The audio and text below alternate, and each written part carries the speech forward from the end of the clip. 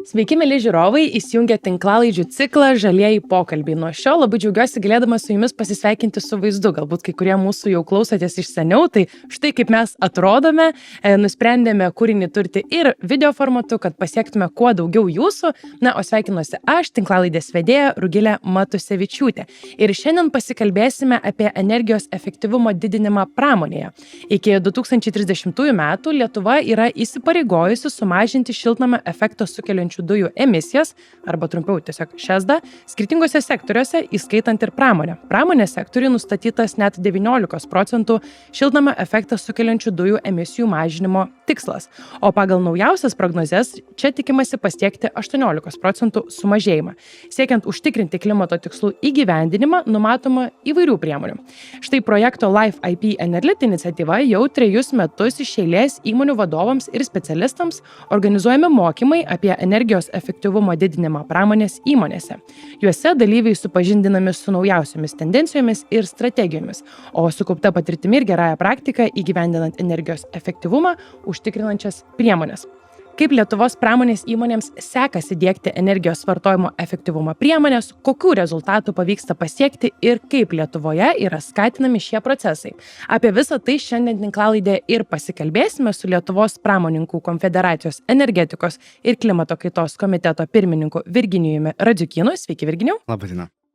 Ir su UAB VMG Energy direktoriaus pavaduotoju Andriumi Smaguriu. Sveiki, Andriu. Sveiki. Tai pačiai pradžiai iš tiesų norėtųsi šiek tiek plačiau tiems, kurie gal mažiau yra įsigilinę į tos pramonėje vykstančius procesus, kaip Lietuvoje yra skatinamas tas energijos efektyvumo priemonių diegimas įmonėse, kaip tai atrodo praktikoje, galbūt galėtume nuo jūsų, Virginijau, pradėti. Taip, tai pramonės įmonės energetinio efektyvumo energijos naudojimą tikrai pradeda žiūrėti vis atsakingiau, tas požiūris keičiasi. Tai ne vien tik tai priemonė yra paramai gauti, bet ir efektyvinimas yra pačių gamybinių procesų, mažinimas energijos išteklių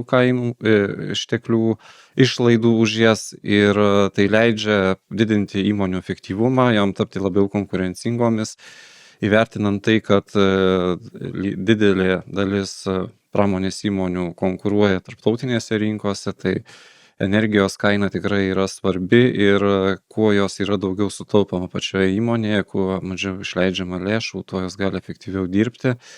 Tas dalykas, kad ir keičiasi pats supratimas, pradedant nuo specialistų, vidurinės grandies vadovų, nuo aukščiausio lygių vadovų, tam skiriamas vis didesnis dėmesys, nes tai tikrai yra efektyvi priemonė, viena efektyviausių priemonių, kaip mes galime mažinti gamybos kaštus.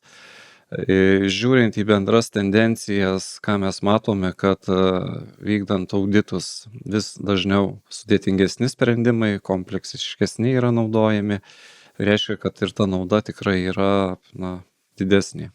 Mhm. Tai, Andriau, šiek tiek ir jūs pasisuko, turbūt taip, jeigu žmogus mažiau įsigilinęs yra ar dar nepasidomėjęs, tai tas energijos efektyvumas, nežinau, lemputės įsisuks kažkur šviesą, iš jums labai primityviai žmonės žiūri, ar ne? Bet pramonės procesuose tai ganėtinai kompleksiški sprendimai ir tokie turintys didelę ir finansinę grąžą, apie ką šiek tiek pašnekėsim, ar ne, ir ką Virginijus užsiminė, kad visos grandies vadovus ir darbuotojus netgi liečiantys procesai, tai iš jūsų praktikos, kaip atrodo tas efektyvumas, kaip jį galima integruoti į įvairius procesus? Jūsų labai geras pavyzdys duotas, tai aš visada, kada bendrauju su komanda arba bandau, sakykime, paįtakoti, kad tai reikia daryti, tai visada duodu pavyzdį, sakau, jūs namuose, savo buityje, kasdieninėje veikloje nelaikot pastoviai įjungtos šviesos arba nepaliekat atsukto krano, tai pramonės sektorėje reikia žiūrėti kaip į antrus namus.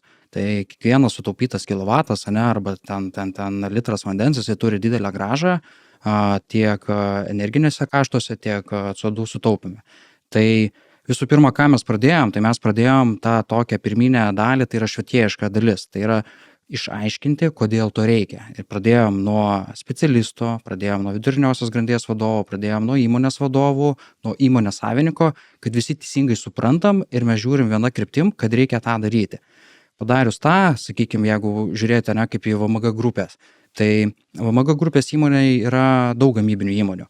Ir kiekviena gamybinė įmonė turi tam tikrų savo techninių niuansų. Tai mes įkūrėm sakykime, grupėje yra kurta netgi kryptis, strateginė kryptis, kurioje aš dirbu su savo komanda, tai yra VMG Energy, kurioje mes esam atsakingi už grupės veiklą atsinaujančios energetikos projektais ir energetinio efektyvumo didinimo projektais. Susidarėm planus, susidarėm komandas, jiems išaiškinom, kokios yra naudos, kokios galimos grąžos, kada tai yra galima įgyvendinti, kiek tai kainuos, ar tai reikia startuoti čia ir dabar, ar tai yra tiesiog, taip sakykime, žargoniškai nice to have ir tai galima turėti vėliau. Tai sakyčiau, kad bendravimas, komunikavimas, švietimas, skatinimas ir pastovi priežiūra, pastovi globa, kad tai yra visiems, tai turim naudą tiesioginę visi, nes finišo tiesiosiai mes, kaip ir Virginijus minėjo, tai yra verslas yra suorientuotas į sėkmingą ateitį ir mes turim išlikti konkurencingi. Esant tokioj situacijai, geopolitiniai ir kokie jie bebūtų, tai mes turim investuoti, kad galėtumėm gyventi toliau. Jeigu pratęsiant, tai ko gero yra gerieji tie pavyzdžiai, kur vyksta konferencijose, dalinamasi patirtimi ir vienos įmonės, kitų, sakyčiau, kad užsikrečia tais gerais dalykais ir jos tikrai rimtai žiūri, yra patirtis gerosios praktikos, kurios rodo, kurie sprendimai labiau pasiteisina, kurie mažiau. Iš čia matoma, kuriuo keliu eiti ir tikrai tas vyksta rinkoje ir tikrai aktyviai, sakyčiau. Tai labai puiku, gražu, kad taip yra ir tikėkime, kad taip ir ateityje bus. Čia pabandykim tada ir mes gal užkrėsti tuo geruoju pavyzdžiu. Andriau, žinau, kad ir jūs dalyvavote su komanda mokymus energijos efektyvumo didinimas Lietuvoje, ta iniciatyva. Ar ji jums padėjo pasirengti planą, ką pavyko įgyvendinti ir galbūt irgi pasidalinti iš tos asmeninės jau patirties, ką verta žinoti ir kitoms organizacijoms, kokia iš to nauda ir ką verta turėti omenyje?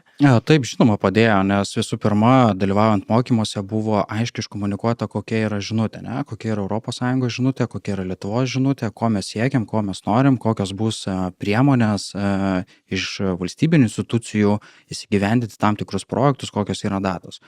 Tai parnešus tą žinutę, visi komandos nariai suprato, kokia yra vizija. Kaip ir minėsiu, tai, kaip sako, tu jau grįžti į savo buitį ir tu žinai, kad reikia daryti, nes atgal jau nebegalima žvalgytis. Tai, kaip ir minėjau, buvo sudaryta grupė, susidarėm komandą, susidarėm priemonių sąrašą, išsiskyrėm atskiras energetinės rūšis, susidėliojom planus, pasidarėm auditus, kur neturėjom auditų, kur neturėjom skaitmenizacijos, monitoringo, kažko nematėm, kažko nežinojom, įsidegėm papildomas priemonės, kad galėtumėm matyti, valdyti, suprasti, ar tai reikia, nereikia ir kuom galim pasigirti, kad VMG grupės įmonė yra šiai dienai vartoja 98% energijos resursų, kurie yra atsinaujinantis. Tie 2 likę procentai taip pat yra valdomi ir žinomi, kokių reikia priemonių, kad juos irgi pašalinti ir visiškai 100% būtumėm žali. Tai mažai žingsniais judam į priekį. Kokie tie galėtų būti pirmieji maži žingsniai, kuriuos galima įgyvendinti? Ar pirmiausia reikėtų pasižiūrėti į savo energijos tiekėją, iš kokių resursų yra ta energija atkeliauja, ar galbūt tiesiog nuo dar mažesnių žingsnių savo organizacijos viduje pasižiūrėti energijos naudojimus? Tai kokie galėtų būti tie praktiniai patarimai tiems, kurie nuo visiškai pati pradžia yra organizacijai, bet supranta, kad nori tausoti energiją, mato ir to finansinę naudą ir grąžą. Tai kokie būtų jūsų patarimai? Nežinau, gal Virginijau nuo jūsų. Tai ko gero judėjimas turėtų būti keliomis eismo kryptimis. Visų pirma, pradėti nuo personalo, nuo darbuotojų, kad suprastų, kam to reikia, kas tai yra ir pabandyti nusiraškyti tuos obuolius, kurie yra kabantys žemai.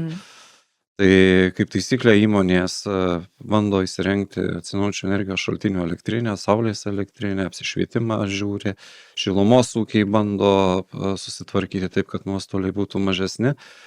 Čia jau sprendžia, jeigu yra samdomi ekspertai, tai ekspertai kartu su įmonės ekspertais ar darbuotojais. Kas labai svarbu, kad į auditus būtų įtraukti ir įmonių darbuotojai, ne vien paliekama konsultantam tas darbas. Tada galime rasti tuos sprendimus pačius efektyviausius. Ir kaip ir minėjau, visą laiką stengiamasi diegti tuos sprendimus, kurie teikia daugiausia naudos, jie greičiausiai atsiperka. Ir procesas, ko gero, visi suprantame, kad tai yra žingsneliai. Padarius pirmą žingsnelį einame į antrą, trečią, ketvirtą ir taip efektyvinamės, kiek tai yra įmanoma ir kol tai yra tikslinga apsimoka finansiškai daryti. Na, Virginijus man tiesiog puikiai padėjo tarsi ant lėkštutės progą paminėti tokią tarsi reklaminį naudingą pauzę klausytojams, kad jeigu jūsų įmonė planuoja įgyvendinti energijos vartojimo audito metu pasiūlytas tas efektyvumo didinimo priemonės, ką ir užsiminėm, kad yra galbūt kažkokios rekomendacijos, tai kviečiame pasinaudoti, šiuo metu yra finansavimo galimybė. Dotacijos dydis gali siekti net iki 1,5 milijono eurų, priklausomai nuo įmonės dydžio, ir galite teikti paraiškas apvis.apva.lt ir gauti galimybę gauti šitą finansavimą įgyvendinti tuos pokyčius, kuriuos jums rekomendavo auditas. Tai turbūt irgi geras toks ne tik geras techniškas, protingas žingsnis pradėti taip strategiškai mažinti savo energiją ir būti labiau energiškai efektyviems. Bet norisi šiek tiek pagalvoti ne tik apie tokias, mes kaip įsivaizduojam tvarumą apskritai ar ne, arba energijos tausojimą, tai dažnai įsivaizduojam tai kaip į investiciją, kuri galbūt ir neatsipirks ir kaip kažkokius brangius pokyčius, bet vis dėlto energetikos srityje, ar ne, mes galbūt galime ir sutaupyti, tam, kažkaip sakau, kažkurios vietose užsukti tą kraniuką, ar ne, arba, kaip jūs, Andriu, pačioje pradžioje sakėte, namuose mes nepaliekame visą laiką bėgančio kranų, suprantame, kad tai yra švaistūniška visomis prasmėmis. Tai galbūt galite pasidalinti tos realius sutaupimus, ar vis dėlto tai yra kol kas tik tai investicija, kuri galbūt kažkada atsipirks, ar įmanoma ir sutaupyti, priimant tuos energetiškai efektyvius sprendimus. Čia vienareikšmiškai įmanoma sutaupyti ir tai puikiai atsispindi įmonės veikloje, tai per gamybinio vieneto kilovatvalandės ar šiluminės ar elektrinės, sakykime, į produkto gamybą. Tai iš tų nieko nekainuojančių priemonių, tai nuo ko mes pradėjom, tai mes grupėje tokią kaip skatinamąją priemonę padarėm, iškabinom plakatus, surask energetinį švaistymą. Tai bet kas varvantis kranas, bėgantis bakelis, lemputė prastai šviečianti ar dar kažkas, tai visi darbuotojai tai fiksuodavo, pažymėdavo, tai koks padalinys, kur kas yra. Mano kolegos energetikai, inžinieriai tai eidavo, sutvarkydavo. Ir taip po biškį ir gimė tas toksai, kad visi yra įsitraukę tos energijos švaistymų mažinimo. Kitos gerosios praktikos, kur irgi po mokymų inžinierių tai buvo, kur tu turi sistemą, tu turi su ją esi susigyvenęs, atrodo, kad viskas yra gerai, bet mokymuose gauta medžiaga, kada tu turi peržiūrėti savo tam tikrus niuansus, kur tu gali nieko nekainuojančios investicijos kažkur pamažinti slėgį, kažkur sutaupysi kilovatų. Tai čia vienoje iš tokių konferencijų, kur teko irgi dalintis, kokius pasiekimus turim, tai vienoje iš mūsų įmonių tiesiog nieko nekainuojant suspausto oro slėgį sumažinom ir mes per metus sutaupėm virš 300 MWh. Tai galim įsivertinti to laikotarpio megavato kaina, tai yra įspūdingi pinigai, o investicija yra, ta prasme, nieko nekainavo, kelių žmonių paspaudimas, procesų sužiūrėjimas, kad technologiškai nieko nepažeis, kad tai būtų saugu ir nepakenkti produktui. Čia turbūt geras pavyzdys, ką ir šnekėjom, kad visoje darbuotojų grandinėje reikia plėsti tas kompetencijas, kad darbuotojai suprastų ir to naudą ir vertę. Ir čia kaip ir toks geras ir tarsi žaidimas visus įtraukiantis tampa, mes jokam yra mes žinome energetinius vampyrus žmonės, bet iš tiesų yra energijos vampyrai prietaisai, kur neišjungti ten energiją, švaistų ir panašiai. Tai galbūt organizacijos viduje surasti tą energijos vampyrą ir išjungti. Jeigu taip papildant, jeigu galima, tai iš tikrųjų sekantys žingsniai, ką mes darom, tai pasidarę tam tikrus nusiraškę tos žemosius obuolius nuo obels, tu tada lendi į gilumą, tada užsiemi dar didesnį analitiką ir matai, kad tendencingai tam tikri procesai turi nuostolį. Kad tą nuostolį panaikint, tu matai, kad žmogus tam tikrą ydą turi arba turi keisti savo mąstymą, kad tas procesas būtų kitoks. Tai tam tada mes jau įtraukiam automatizacijos aukštesnį lygį, kad tuos sprendimus priimtų jau, vadinkim taip, dirbtinis intelektas. Tai realiai yra aukštesnio lygio automatizacija ir tada dar labiau mažini tos nuostolius, kur, sakykime, dienos gale tu turi dar didesnę pridėtinę vertę. Tai jeigu pratęsiant, tai ko gero energetinis efektyvumas turi tapti organizacijos kultūra, kur dalyvauja visi ir turi ateiti supratimas, kad galutiniam produkcijos vienete ta kaina vis tiek bus. O kaina tai visų pirma yra konkurencingumas, kitas dalykas čia yra ir darbuotojų atlyginimai. Taip kad jeigu procesai teisingai sudėliota kiekvienoje įmonėje, tai darbuotojas jaučia ir atsakomybę, ir norą tame procese dalyvauti, ir tuo pačiu yra įmonėje nauda. Kas labai svarbu paminėti, kad ateina irgi nauji iššūkiai, pramonės skaitmeninimas, dirbtinis intelektas. Tai aš norėčiau skirti vieną iš sprendimų, tai stebėsenos sistemos diegiamos, skaitmeninimas, duomenų rinkimas, jų analitika, kas leidžia vykdyti efektyviai energetinio auditą ir numatyti įgyvendinimo priemonės. Dažnai stebėsenai būna nepakankamas dėmesys, nes pati stebėsena negeneruoja pinigų tiesiogiai, vertės.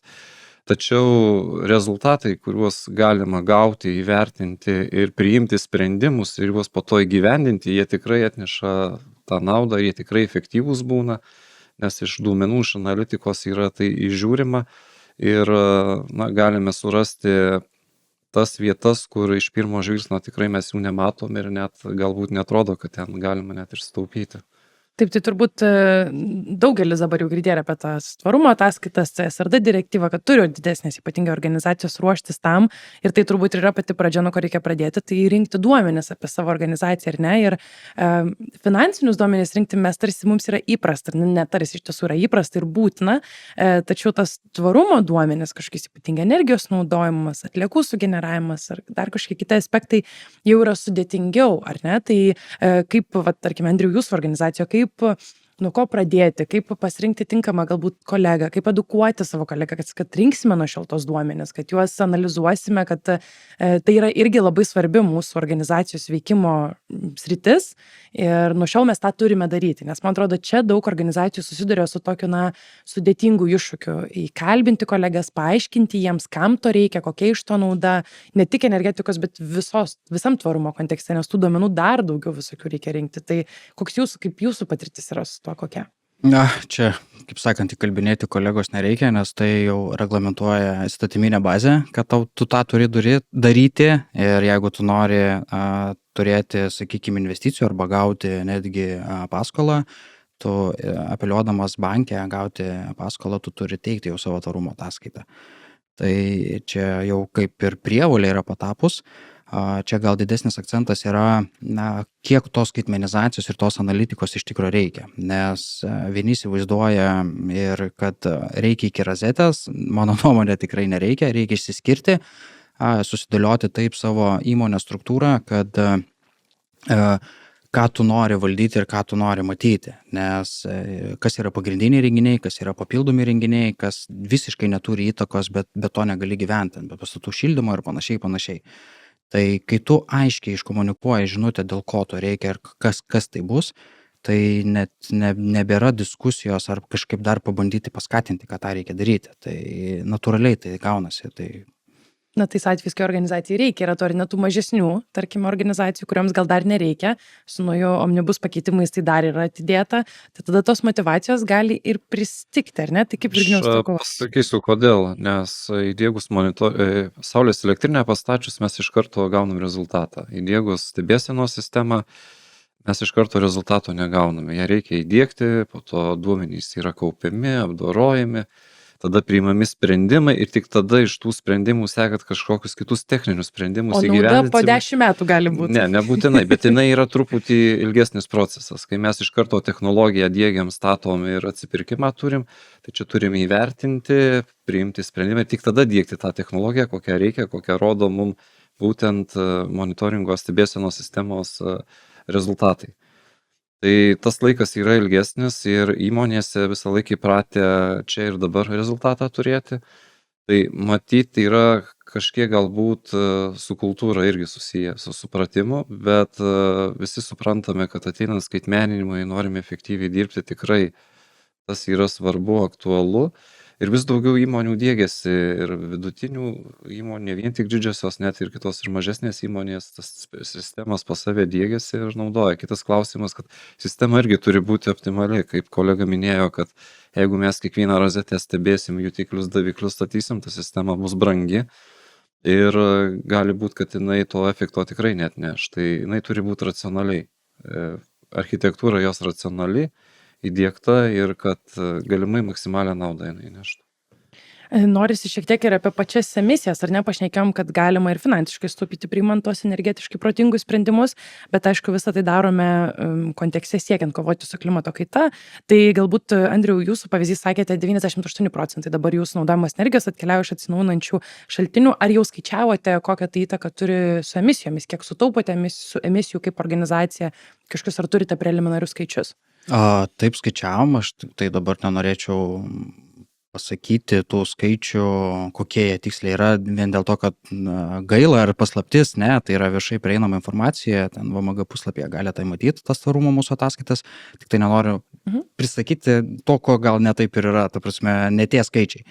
Bet su emisijom mes apskritai diegiant bet kokį, nežinau, šilumos įrenginį, džiovyklą, dar kažką, visada yra kreipiamas dėmesys į išmetimus.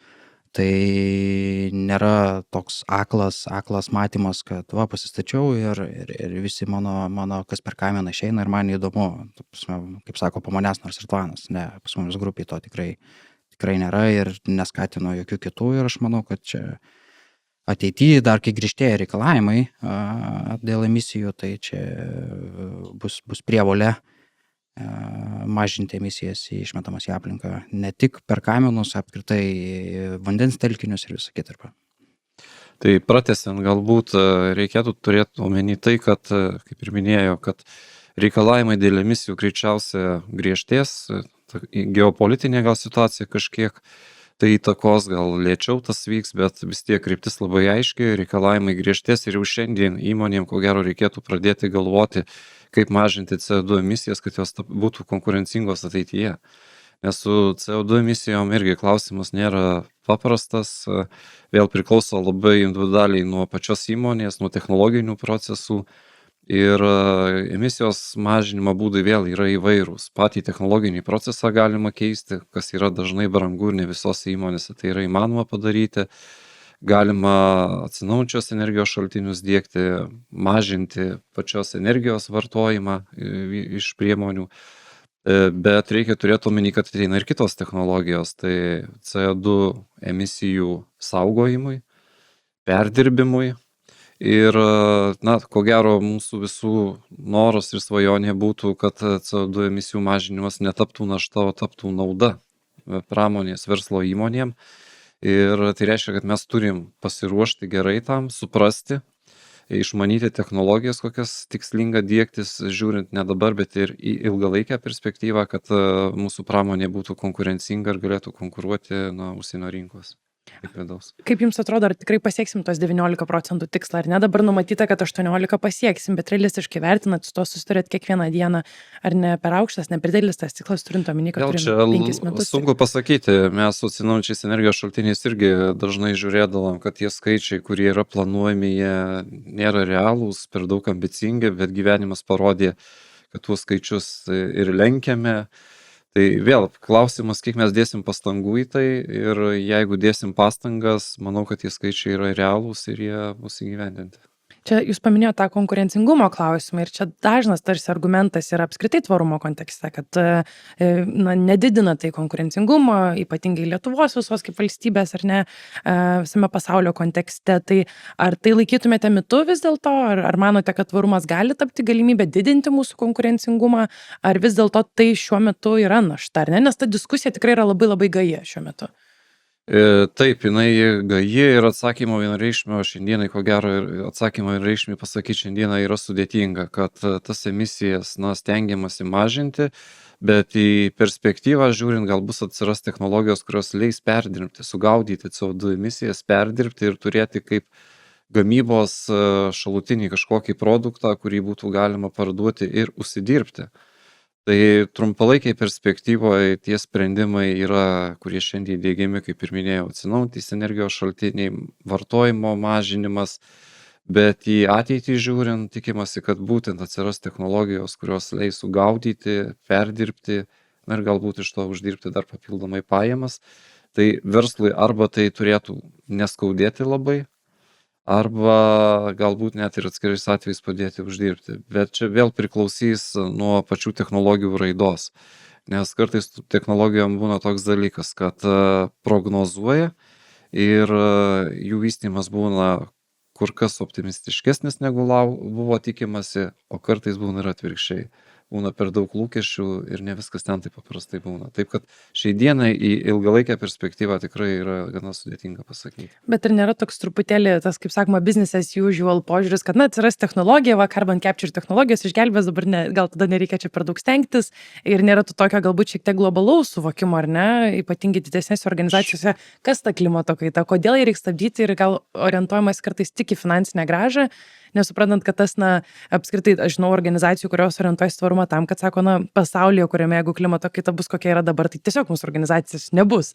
Tai tokio platesnio suvokimo galbūt trūksta, ar ne? Tai tas supratimas irgi, aš manau, ateina, nes tai yra dalis pardavimų dalies, marketingo, kad įmonė yra žalia, kad jinai CO2 emisijų neturi.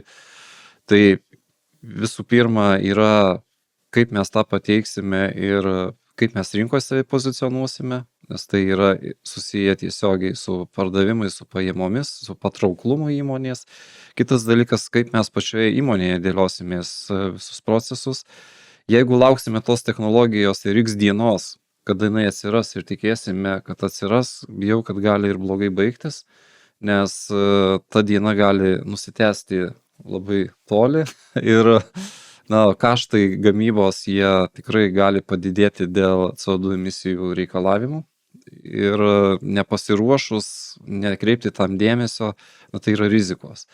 Tikslingiau, mano nuomonė, yra stebėti rinkoje, kokie yra sprendimai, ruoštis po truputį, priimti sprendimus, daryti žingsnelius, dėktis pas save technologijas ir neatsilikti nuo technologinio progreso ir visą laiką būti pasiruošusiam geriausiam sprendimui.